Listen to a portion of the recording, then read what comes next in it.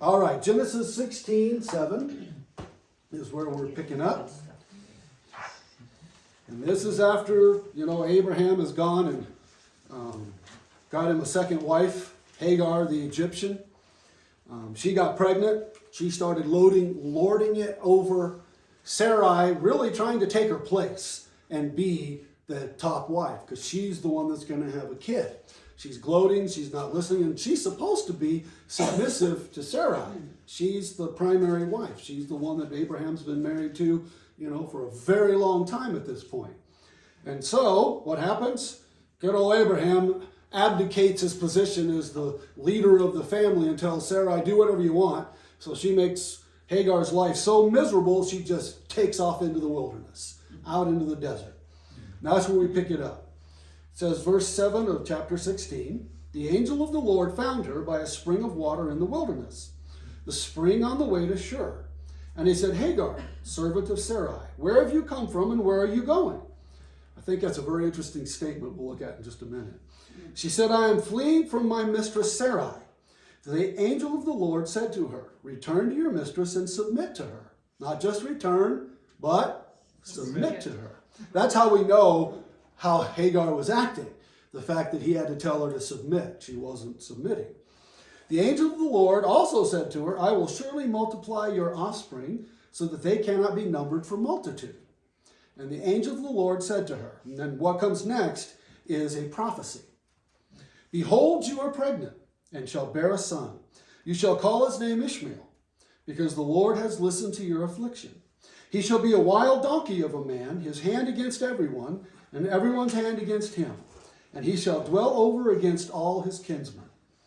So, when she takes off, God does not abandon Hagar. Now remember, Hagar comes from Egypt. She has a whole different set of gods. She learned about this God that Abraham worships, but that doesn't necessarily mean that she does. She's got all of her gods from her childhood and all of that. And you've seen things about Egypt. They had hundreds and hundreds of gods. And so, but she's never had a God appear to her and speak to her. That's a whole new thing that's gone on here. And when she took off, she just took off. Doesn't tell us that she packed any food, water, nothing. She just got all upset and ran out into the wilderness. And so the area she took off into, let me get this off here, was this area right here. That's the wilderness of Shur. So exactly where I'm there, I'll show you in a minute one of the places she is. But this is also called the Negev or the Negeb, which is that southern part of Israel that goes down into here. And it's all wilderness. Not many people try to travel through there. Not much water, not much in the way of plants or food. It's mostly what we would call desert or high desert kind of area. And so she's out there on her own. Now, I find it very interesting what the angel says, what he asks her. Where have you come from and where are you going? So the question is, does he not know this? Of course he does. He was sent by God. He knows exactly where she came from and where's she going. She has no idea. She's just trying to get away. And that's why I asked her. Basically, he's saying, what are you doing out here? You came from a place with food and water and safety and shelter, and you've taken off out into the middle of nowhere where it's dangerous and there's animals and there's bandits and all kinds of stuff.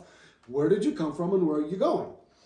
Actually, in a lot of ways, that's a good question for us to ask ourselves on a regular basis.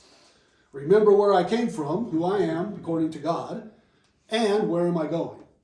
Our lives have a direction, not just aimless. And doesn't mean that we're picking the direction.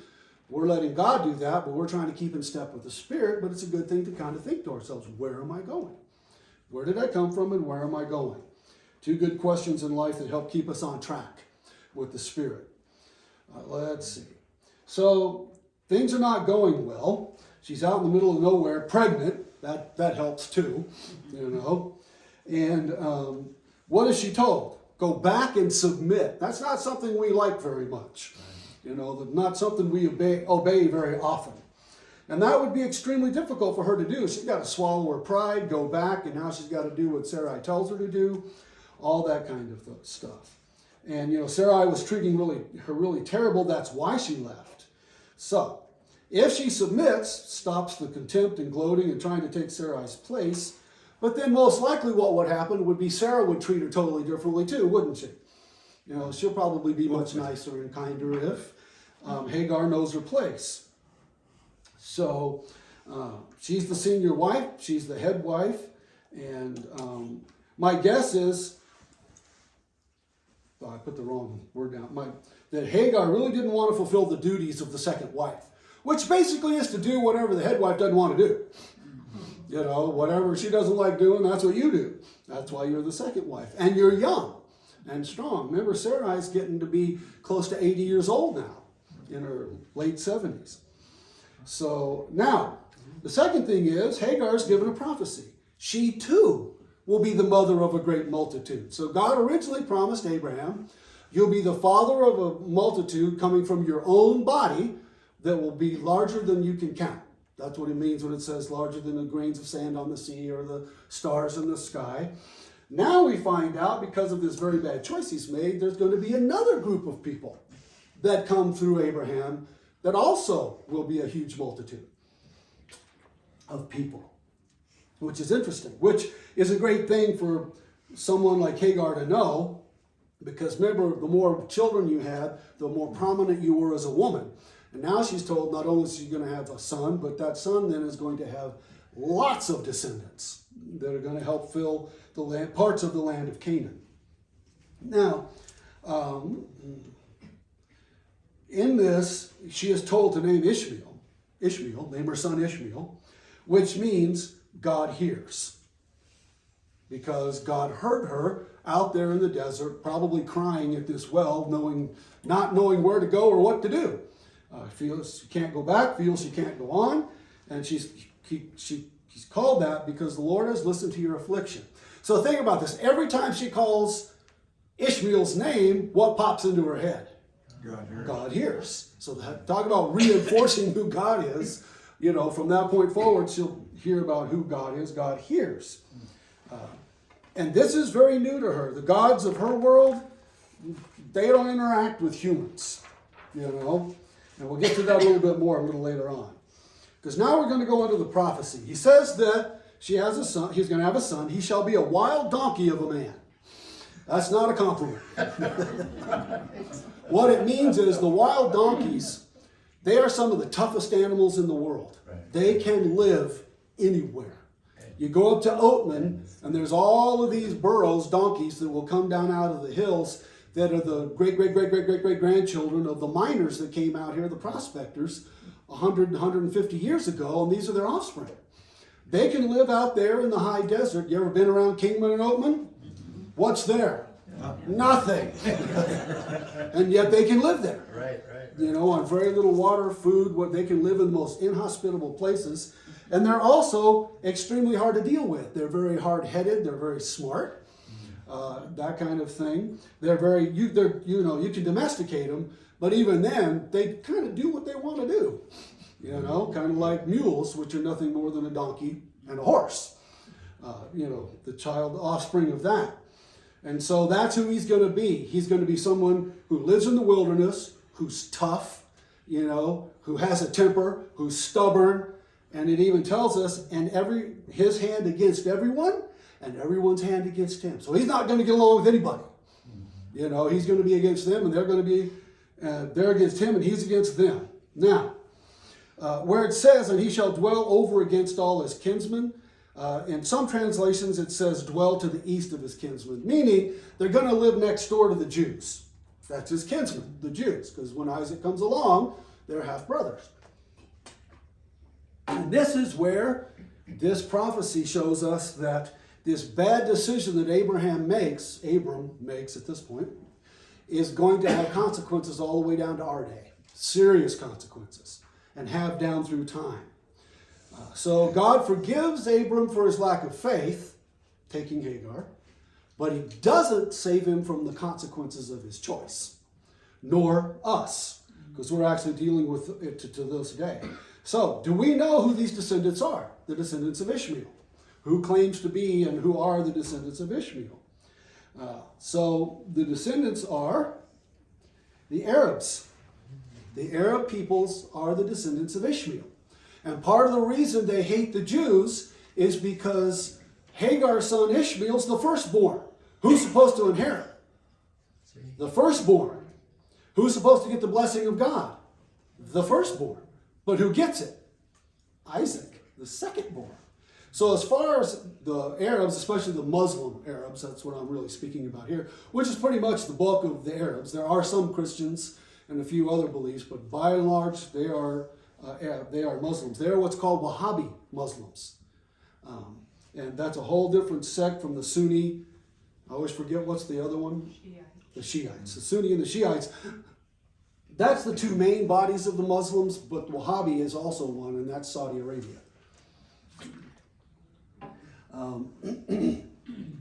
They can trace their lineage back to Ishmael and then to Abraham. And so they believe the Jews are usurpers. They don't believe that God gave it to Isaac. Isaac stole it. He stole the birthright. He stole the blessing. All that type of thing. And in fact, let me see if I don't skip ahead of my time. The main reason, not the main reason, one of the major reasons that God had Muhammad write the Quran was in order to straighten out all the stuff that the Jews had changed in the Bible to make it look like they were the ones that were supposed to inherit. See, the way it works is supposedly the Bible was written with a very different story. And then the Jews usurped the position through Isaac, and then they rewrote it to make it look like they were the chosen people. That's one of the major points of the Quran. The Quran is to straighten out all the things that they've changed. But if you were to go and read the Quran, you would recognize a lot of the parts of it because it's built on the Old Testament. They believe in Abraham. They believe in all the Old Testament prophets. They believe in Jesus, but he was just a prophet like all other prophets. Muhammad was the cream of the crop. He's the ultimate prophet that was sent by God, Allah, to them, in order to straighten out what got changed over time. Weird. Of course, there's nothing in history to back any of that, in any way, shape, and form. And Islam didn't even come about till 600 AD. The Jews have been around since 1800 BC. So it's a much older religion, much older writings. Excuse me, you threw out a lot of stuff there. Brought up a lot of questions. It's pretty huge, but this one question is like, okay, so why do they believe Muhammad is, the savior of the world, whatever, opposed to Jesus? And where did that get confused? What happened was Muhammad was actually illiterate. He could neither read nor write. And supposedly, he went up in the hills to meditate outside a cave, and this angel appeared to him and told him that they were the chosen people, that the Jews messed it all up, and he was going to give him the actual true scripture of what happened. Right. And see, Muhammad didn't write it down. He can't write. He can neither read nor write. But he was intelligent enough to read. What he did was the way I've read the history of the Arabs and the history of the Muslims, and these are not religious books. These are just history books. They don't really delve into the religion. They just say this is what happened, or what is said has happened. Nobody knows for sure. All we have is what we've been told and what got written down. But the Quran didn't even get written down till a long time after Muhammad. Let me rephrase that. It didn't get organized into the Quran till a long time after Muhammad. But Muhammad, from what they say, would come out of the cave in a trance-like state, and he would speak what the angel was telling him, and there were scribes there that would write it down. That type of thing. And then the problem was, though, they ended up with multiple versions of the Quran that were different over time. And then they actually finally had this huge council and settled on the Quran that we have today, because they had a lot of different stuff in them. So that's where that kind of came about. Now, was there an angel? This is probably going to get me in trouble because this is on the internet. But, was there a supernatural being that spoke to Muhammad? Probably. But would it have been an angel? Because I keep hearing that and I don't know what it is. They're listening in. Did anything happen on my phone? Oh, I see. I got an email. That's what it is. Okay. So anyway, that's where they came from. And they've always been violent. It's funny to me when they'll talk about, oh, Islam's a religion of peace. There are some modern Muslims who are peaceful, absolutely. Right. But if you want to understand a belief, where do you need to go to get the clearest understanding? To the originator. Well, who's the originator of our faith? Jesus. What did Jesus do? Heal people, love people, care for people, died on the cross. Muhammad, as soon as he got enough followers, he started conquering people. And eventually he conquered Saudi Arabia, and then they moved out from there and created one of the biggest empires the world has ever seen. The Muslim empires, what they're usually referred to as the caliphates, and the leader being a caliph. And they've spread all through Africa, Middle East, and into Europe over time. But all through conquest. And so it's been a violent religion since the very beginning. And it's been that way for a long time. They fought wars for hundreds of years against the Europeans and others during that time. Who were the primary target of the Crusades?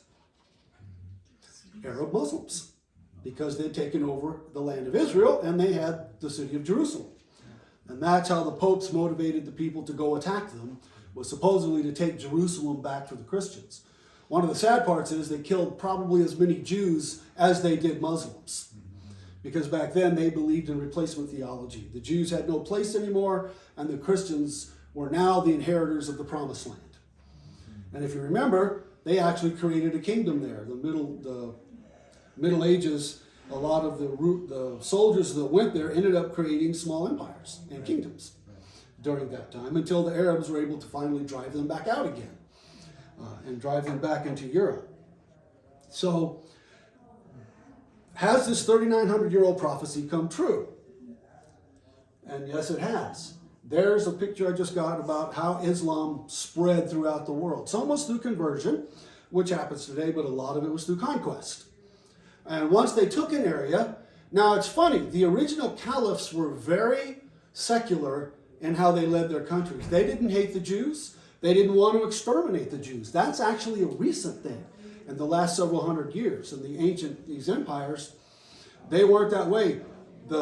Any non-Muslim was free to live, but you had to pay the tax. You had to pay a tax for being non-Muslim. But that's all you had to do. But there was a whole lot of people who could, they don't care what God they worship. When you think of most of the ancient peoples, they can always add new gods. Doesn't mean they'll stop worshiping the old ones. So they would convert to Islam just so they didn't have to pay the tax, because it was a relatively steep tax. But they could all live in peace and harmony. In the great caliphates, it was actually a pretty peaceful place to live, and it was the pinnacle of science, medicine, philosophy, all those things. Many of the great caliphs, the great leaders, created great libraries, things of that nature. It's funny if you compare their kingdoms and their throne rooms to like Europe's during that time period, because people in Europe thought their kings and rulers with their thrones and their little buildings and stuff were like just fantastic. You compare that to one of the caliphs, it was like their super poor cousin back in Europe, because the caliphs had these splendid buildings and money, and they surrounded themselves with philosophers and scientists and mathematicians and medical personnel. They were really big into expanding knowledge.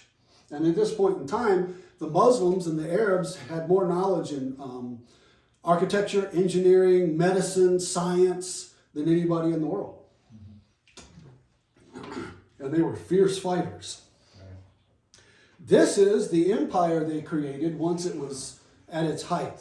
All of these, the yellow areas and the blue, purple, and the brown, that's all the areas they took, and these even some up with Spain.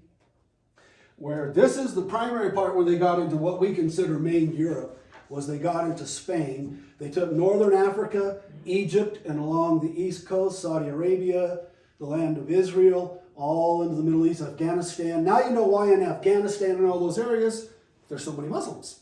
They were part of the Muslim Empire and converted to Islam. All the way up into southern Russia and back around, and that's why in places like Croatia, Serbia, their populations are predominantly Muslim. because of the fact that it was part of that empire, and these empires lasted a long time. Let's see, this, I'm trying to think, I didn't really look at the time, but it was approximately 300 or 400 years for the Muslim Empire, until it finally started falling apart. And they took all of that through conquest. So that's who they are. And when I say that we're suffering to this day from this choice that Abram made, where did terrorism begin? With Arab Muslims and with Islam. And so does the term, their hand is against everyone and every hand is against them, aptly describe modern terrorism? Right. Absolutely. Exactly as prophesied 3,900 years ago. Exactly as God said. And the original Arabs were the Bedouins, that lived out in the desert, just like wild donkeys in areas where virtually nobody else could live. And they're the ones with the camels and can cross the deserts and, live out in the deserts, that type of thing. They're also the ones that started a lot of the first great caravans getting through this area, Saudi Arabia and into Israel and stuff with the camel caravans, because they knew the land and they knew how to survive there and could transport the goods across it. There are still Bedouins to this day that still live in tents and live out in the desert. What's funny now, though, is you go see their big tents set out, and then they've got TV, satellite, generators, Right. It's not like the old days, But inside their tents are usually fabulous. They're not like hovels. They're beautiful carpets and pillows and cushions and all kinds of things, depending on, who they are, if they're relatively wealthy. So their form of Islam is Wahhabism, or Wahhabi. It's a very fundamental version of Islam, specific to Arabs, to Saudi Arabia. And they're like very, very, very literal, very, very fundamentalist in their beliefs. In fact, they think that the other forms of Islam are too liberal. And so they're very militant. We don't hear much about it because we need Saudi Arabia's oil. But they can be very, very militant, and they're some of the most violent of all the different branches. They're at odds with all the other forms of Islam. Do you know Islam has killed as many Muslims as they have infidels over the years? Because the Sunnis kill the Shiites kill the Sunnis, Wahhabi kills both of them, and they fought each other for 1,000 years. And to this day, they get along better, but they still don't really get along very well. Is there a point? Is God involved in this? As soon as man is on the planet, he's killing one another. Is there some sort of reason for that? Yeah, we're sinful. We're sinful. I got it. So it's really not like it's needed to create what God wants. It's just kind of like messed up. Well, it's because God made us and then gave us the choice. And all the way in the beginning, we have murder from the beginning. Cain and Abel. Yeah. The first two children of, Adam and Eve. One of them kills the other one. And it's just because we're selfish, prideful, all those kinds of things. And that leads us to murder. Emotional, we let our emotions rule our lives. That's why I have a real problem with the fact that psychologists always ask you, how does that make you feel? It's like you want to look at them and say, I'm pretty sure it's emotions that got me in this mess. It'd be a lot better off if you told me, what can we do? But all they ever do is ask you, how does that make you feel? You want to look at them and go, makes me feel like killing someone who asks me, how do I feel? I've not been the one. This has not been personal experience. You're all kind of looking at me like, ooh. But you see it and you talk to people that have. So if you take Hagar out of the picture, what would it have been like? There'd be no terrorism. Wow. Think of that. Yeah. One choice that Abram made against God's will has brought terrorism and the death of millions of people over the years. And to this day still, people are dying. And they hate Israel. They want to eradicate Israel. What's his face? What was the guy's face that was the head of the Palestinians? Yasser Arafat. He was not covert about stating things like, we're going to push the Jews into the sea and exterminate them so they no longer exist as a people. That has been said many times by different branches and leaders in Islam. That's still the issue today. Why do they hate America? Well, who's Israel's greatest ally and strengthens them so that they can fight these other guys? No, it Us. used to be. And, yeah. And that's why we're the great Satan and Israel's the little Satan in their theology. They also hate us because of the fact that we're free. Right. And see, Sharia law is not freedom. It's extremely binding. Right. And it's funny because the original caliphates never ever lived according to Sharia law. Some bits and pieces of it, but they were never bound by it. And that's why they were some of the most advanced technologically in the world. Because one of the things Sharia law does is it shuts all that down and turns you back into an agricultural kind of backward people. That's what's happened to Islam, in those areas. Emily? After Abraham did that, why did God go ahead and make him the father of the nations? Because he had already promised him he would. And because he had to bring the Jews into existence. All of that. It's all part of God's plan. Did any of this catch God off guard? No, he knew exactly what was coming. And there's a purpose and a point to all of it. That's what I'm trying to say. Yeah. Is there an ultimate purpose Oh, for all absolutely. this stuff? There is an absolute Or is it purpose. just a mess? You No, know? no, that's just it. As Christians, what we understand is there is no mess. It looks like a mess, but God is still absolutely in control. And he'll let certain things go on, and he won't let certain things go on. He'll intervene, like the flood. Larry? Yeah, you got me confused. Okay. Too many things. The Sharia law, is that the law of the Muslims or Yes. the Arabs? It's a law that's written in the Quran and came from the Quran. So it's Muslim, not just Arab. Okay. And the meaning behind Sharia is just a Muslim term? Yes, I don't remember. I didn't look it up to see what it means, but Okay. yeah. I'm going to guess it means something like the way or something like that. Okay. But no, that's law, just like we have the law in Exodus, Leviticus in the Old Testament. Sharia law is the same in the Quran. Okay. It's how Muhammad told them to lead their, to have law within their countries or their groups, whatever that may be. But no, everything that happens, God's got a plan. From the day he created the first molecule to the end was already planned out. He will give humanity some leeway in there. He will allow us to make choices. And that's what brings war and hatred and all the stuff. That's man. And I hear people all the time, why does God allow evil? Why did God create evil? Well, God didn't create evil. He did not. Man chose the evil that Satan created. Everybody kind of forgets about Satan. And they want to blame everything on God. It's like, no. God said, here's all this. Now you've got a choice. Follow me, follow Satan. They followed Satan. And we've been going downhill ever since. Well, he could just wipe out Satan. Yeah, but see, if there's no Satan, there's no choice. And in order to truly love, you have to be able to choose to love. And especially choose to love when it's painful and difficult. True. That's true love. And that's what God wants. And that's the point of a lot of this. A lot of it is we're suffering the consequences of our own actions. Wars, death, disease, all those kinds of things. Wars are always started by man. So I've told you, if we still had the old-time rules where whoever wants to start the war has to be in the front, we'd have a lot less wars. But now they can sit in the control room underground 1,000 miles away. Right. So it's no big deal. But if they had to be out there, that's the one rule we should change in Congress. We should all go and, lobby for it. Is we want the rules changed to where the generals and the president have to be in the front. Absolutely. And then we wouldn't go to war anymore. Type of thing. But nonetheless, that's what it's all about. But yet, no, there's a total plan. That's why we can be at peace and we can have joy in the midst of confusion. It's why the Bible says live with such hope. What's our hope in? God's got it all under control. And it's not the hope so hope. It's an absolute, it will happen. It just hasn't happened yet hope. Patience.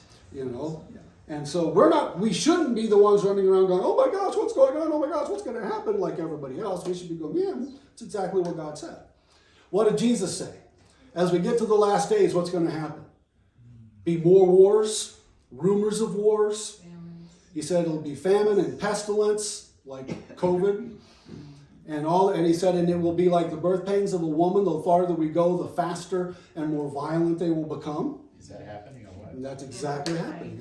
Again, that was a prophecy by Jesus that we can see coming true right before our eyes. Just like this prophecy, nobody could say that prophecy was written after the fact and made to look like a prophecy about the children of Ishmael and the fact that they would be wild men that lived in the desert and violent, and that's exactly what we see today. Because remember, the largest terrorist attack the United States has ever experienced was what? The World Trade Centers. Who did it? Arabs. Wahhabi Islam. Not Sunni, not Shiite. Wahhabi. To this day, I don't understand why we attacked Iraq. It wasn't Iraqis that flew those planes. It was Arabs. Well, I mean, I know why. Because we're partners with Saudi Arabia to get their oil. And we don't want them cutting us off from the oil. Which would have happened if we attacked Saudi Arabia. Plus, you really can't hold the whole country accountable for what a group of men do. But yet, they were Saudis, not Shiites or Sunnis. They were Arab Muslims. Are we 100% sure of that? Thank you. From everything I heard back then, they were all came from Saudi Arabia, their passports and all their different identification they found. I'm just going by what was reported. Maybe they weren't, but I don't believe they've been. The truth has been revealed yet. I mean, could be. to the. But I do know that to this day in Saudi Arabia, they still have the very strict laws, like women can't drive, women can't own property, women can't have jobs. They're kind of starting to loosen up a little bit, but not much. And because they're still run basically by Sharia law. And that's what happened was Sharia law is part of what caused Islam to go from the pinnacle of knowledge and technology to mostly now where you find Islam are more like third world countries as far as their technology and stuff goes. And because that's a large part of what happened. I'm always curious about that, how a people could reach these high levels of knowledge and information technology and the boy just nosedive off and it disappears. It's amazing how we do that. Do you have a idea why that happens? Some usually, it happens in a lot of different ways. One of the ways is almost every empire becomes extremely lazy and corrupt. Then when they do, somebody else comes and overruns them and destroys them who doesn't understand their technology and doesn't know what to do with it. And then it all just falls apart. That's a big part of it. It's what happened to a lot of the knowledge in the past. And also a lot of rulers burn everything. All the knowledge and information gets burned and destroyed. We have lost I saw a thing on this not long ago. It's over 90% of all the ancient documents have been destroyed by various rulers and empires that took over the areas. Like most people don't know, the Aztecs and the Mayans had books, written books of their knowledge and information, and the Spanish burned them all because they were devil books, that type of thing. But it's happened all over. What happened when the communists took over the Soviet Union? What happened when the communists took over China? They killed all the professors, they killed all the teachers, they destroyed most of the books and knowledge. And because that's a big part of when people take over, they want to wipe out that heritage, so it's just from their rule forward. Plus, knowledge is dangerous, isn't it? Knowledge of things like freedom, free choice, or technologies that you could use to fight back, so on and so forth. And so, it breaks historians and archaeologists' hearts that there was so much information. Like the library at Alexandria was the largest library in the world. It contained the oldest documents the world had ever known. Now, Caesar didn't do it on purpose. He tried to stop his men, but they went in and set it on fire. They burned it to the ground. And we lost the largest repository of ancient knowledge the world has ever known. And there were documents in there in multiple languages from all over the world, from Sanskrit and India, all over. Nobody even knows how much we lost in all of that. And it's happened multiple times. In fact, I think the library at Alexandria, got burnt twice Because some of the books did survive and then they got burned again. Now, let's see. I think I had that down, that flew the planes of the World Trade Center. Now, here's what I liken them to. You ever heard of somebody called a hardshell Baptist? Yeah. You have to have been a Baptist a long time to know that term. That was some of the roots of Southern Baptists were in areas that they called hardshell Baptists. And a hardshell Baptist, you don't smoke, you don't drink, you don't chew, you don't watch TV, you don't go to movies, you don't read any book but the Bible, you don't dance, you don't listen to music, you don't do anything. There's all of these rules, you know, which are not in the Bible anywhere. But then they're so surprised when they have a high rate of teen pregnancy. Well, they don't have anything else to do. And you can't stop them from doing that. And it happened all the time. I heard when I was a teenager, when I first came to Christ, I got saved in the Southern Baptist Church in California. And I heard that term hardshell Baptist, didn't know what it was. But once somebody else said it was one other thing you didn't mention. You don't clap in church. You say Oh, no, amen. absolutely. No. You don't stand up, you don't raise your hands, you don't clap. You know, and it was just all crazy stuff that, again, that's a man-made system, not Bible, by any stretch of the imagination. You know? And that's why Baptists, if you've ever wondered why so many people have a bad opinion of Baptists, it's really 200 years ago, 150 years ago, to the hardshell Baptists. That's what they know about them. There's very, very few of those left. Down in the South, in the deep South where we came from, in some real small rural churches, you might find some of that still. But by and large, Southern Baptists are not remotely like that anymore. They also believed we were going to be the only ones in heaven. Again, that's how you know a man-made system. When we're the only ones, if you believe like us, you know, then you'll be in heaven. If you don't believe like us, then you're not going to be in heaven, you know. The old joke is when this guy goes to heaven and St. Peter's taking him around, we get to a certain area, he goes, shh, quiet. He goes, why? Just tiptoe. They get past, he goes, why? What was that? He goes, well, that was the Baptists and they think they're the only ones here. Old joke. So, all right, what does this passage reveal to us? That some sinful decisions can have enormous consequences. I've told you this before. Concerning sin, God says sin is sin. There is no small sin, there is no big sin. Sin is sin.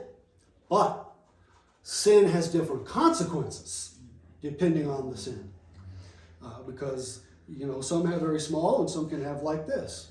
Consequences that have caused the death of millions of people down through time and is still wreaking havoc on the world today. And guess what? Is it going to get better? No. No, it's going to get worse. That's what Jesus said.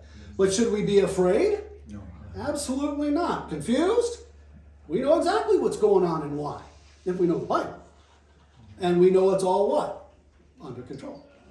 Under control. God will let us go so long and so far, and then we're done. You know, then he says, okay, we're done. That's when Jesus comes back at the second coming and puts his 2 feet on the 2 mounts outside of Jerusalem. That's when we, you know, he could say, you're done in the Bible, because that's where it happens, you know.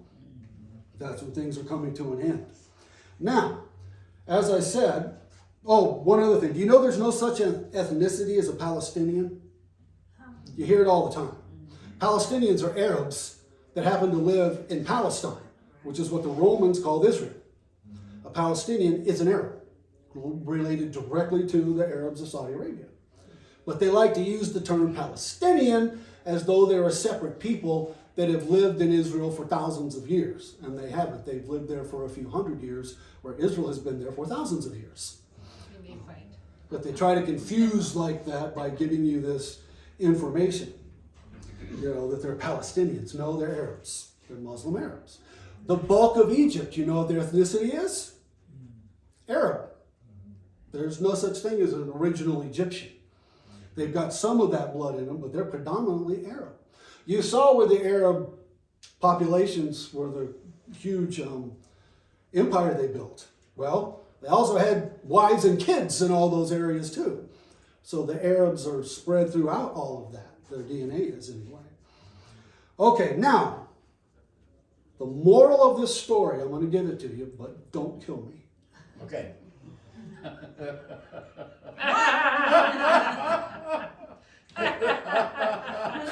It's what got Abram in all the trouble.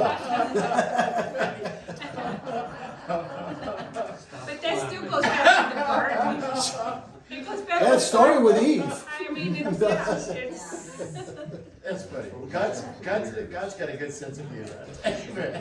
So, but what I also want you to see though is, I could create a whole theology and support it with the Bible that you're not supposed to listen to your wife yeah. by taking scripture out of context, out of the meaning of the rest of the Bible. That's how easy it happens. I could start the church of don't listen to your wife. So, all right, Hagar at the well. Here she is at this well. I picked this particular picture because this is their idea of the man that God sent, the angel, probably in the form of a human. Because she doesn't freak out like other people do when angels appear to them. She just talks to him like a man. And sometimes angels appear like that. They appear as humans. Now, this also leads me to something that drives me crazy. And that is this, where they're at. You'll see as we go through the text, it gets the name Bir Lahai Roy, which means God sees me. That Hagar gives it where this well is. And then it carries that name on through. But this is what drives me crazy. How does the Bible describe an angel? Here's how we do it. A cherub, right? Or this very kind of non-sexed, could be male, could be female, looks kind of effeminate kind of thing. Mm-hmm. Now, how does the Bible describe an angel? Light. A powerful, scary warrior. Right. Most of the people that see angels in their true form, what happens to them? They pass out, they fall down, they can't breathe, they can't function until that angel touches them and gives them some kind of strength where they can stand up. And this was the great prophets and others. When they saw angels in their original form, they're huge. They're not the size of a normal human being. And they're fierce warriors. And they're talked about having things like swords and so on and so forth. They're nothing like, in fact, my guess is, this is the best picture I could find. But my guess is they're a whole lot scarier looking than that. But nonetheless, they're big, powerful warriors that emanate power. And again, there's something about their supernatural being that affects our human bodies to where it just about kills us to be in their presence. That's why God says in that body, you cannot be in his presence. That's why we have to get new bodies after we leave this world to go be in the presence of God, because these will die. They can't withstand the presence of God. Is it like the angel is like a representative of God, so it's like being in God's presence when the angel is there? And that's In a why- very muted, yes. And that's why we can't stand. Exactly, but it's in very, very muted, and even then it nearly kills us, Okay. being in their presence. So that's why we're given whole new bodies when we die. That's another fallacy that has driven me crazy as a teacher or pastor, is that there's tons of information out there that when you die, God just fixes this body up so that it's perfect, and you look the same and you go to heaven. That is nowhere in the Bible. In fact, what it says, Paul says, we don't know what we will look like, but we know that we'll look like Jesus. Well, how did Jesus look every time he came, after he ascended? How does he look every time after that? White hair, glowing eyes, body that glows with energy, enormous, all those kinds of things. It's a physical body, but it's a very different body. And it functions in very different ways. It's eternal, and it can be in the presence of God without experiencing any damage. And it's very different than the bodies we have now. I don't want this one back even if it's fixed up. I'm good with a new one. What's funny is I was teaching this exact subject about how the Bible portrays angels, wearing a tie with an effeminate angel on it. and didn't realize it till I was teaching, and I looked down and I went, uh-oh, because somebody had given it to me. So of course they gave me a very hard time from that point forward. So, now there are other times when angels appear as regular humans, or they appear like the cherubim. Remember them? Cherubim, what do they have? They got 4 faces. Face of a man, face of an ox, face of an eagle, face of a lion. They have wings, and the wings are covered with eyes and all kinds of crazy stuff. And sometimes they look like that. Then later on, you'll find out that two or three guys come walking down the road to Abraham. They just look like regular people, but they're messengers of God, come to destroy Sodom and Gomorrah. Abram tries to talk them out of it, and he can't. So they can appear in many, many different ways. And we're going to have to stop